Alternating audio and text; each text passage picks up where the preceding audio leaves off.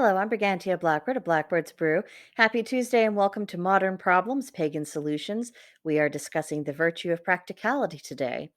If there was one thing I could change about our society, I would restore an appreciation for practicality.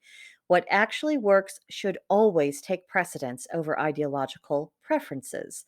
Once upon a time, I believe this was referred to as common sense, which, as we can all observe, is distressingly uncommon these days. The effects of this reversal have been extremely detrimental to us. People have actually come around to the belief that they can defy nature itself if they wish to, if they just wish hard enough, they'll get their way. Eventually, if they just keep that faith. Now, as a practicing witch, I can heartily assure you that wishful thinking alone does not cause a magical chain of reaction in the universe.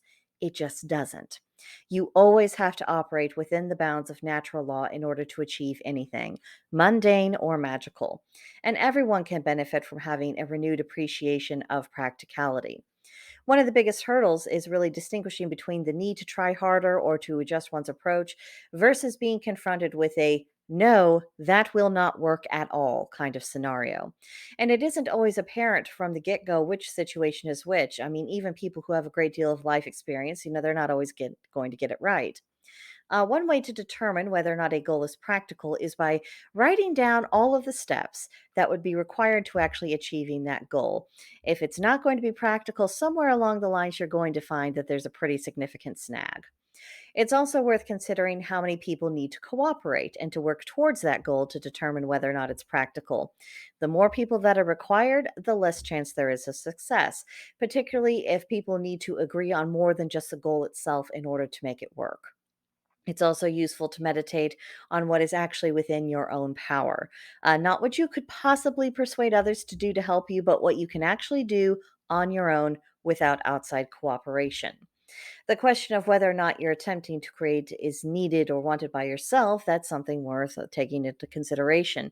And that can be very difficult to really find the answer to because sometimes you only know the answer to the question of whether or not anyone wants or needs this after you've given it a go and after people have either embraced or rejected what you're doing. So that can be a bit hard on a person, but that's just the way that it is. Also, consider if your intentions and actions are actually unified, or are you sending mixed signals to the universe, to the people around you, or even your own soul? A divided spirit tends to sabotage any efforts to accomplish a goal. So, this all goes into our calculations about whether or not something is actually practical. And getting down to this kind of nitty gritty goes a long way to determine if our goals are achievable or if we're just on a fool's errand. And it's important to avoid being a fool unnecessarily. Much of pagan lore is a cautionary tale about the dangers of foolishness. And on top of that, I can't think of a single pagan civilization that is not awash with cultural proverbs that are meant to help people cultivate wisdom. It's not that we'll never make mistakes or find ourselves caught up in an illusion. But we do have the tools to rebalance ourselves, and that gives us a choice to make corrections or not. We could just plod stubbornly along until we crash and burn. We could do that, but we have an opportunity to avoid that scenario. Returning to the idea of practicality, that which can actually exist and happen, goes a long way towards keeping us from a path of complete frustration. And the world could use a more practical outlook right now. The people in power are delusional, manipulative fools. Frequently, this is maliciously done by them. And everyday citizens are becoming much more aware of this. And most of us have long since realized that the only viable path forward will have to become more grounded in reality. There's a genuine hunger out there for what works and for what is real. By applying pagan principles and practicing pagan virtues, we can become a living, shining example of that.